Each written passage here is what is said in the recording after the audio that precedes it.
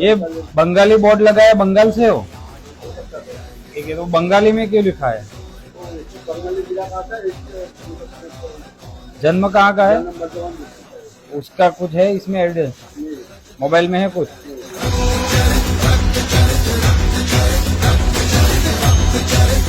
આજે Lalgate police station વિસ્તારના નાગોરીવાડમાં ખાસ કરીને બંગાળી કારીગરો જ્વેલર્સની કામગીરી કરતા હોય છે, તો એમના ચેકિંગ કરી અને ખાસ કરીને એમના નામ, સરનામા, એમના મોબાઈલ નંબર, એના જે કોઈ આઈડી પ્રૂફ છે એની વિગતો, બેંક એકાઉન્ટ અને પાસપોર્ટની વિગત ચેક કરવામાં આવશે.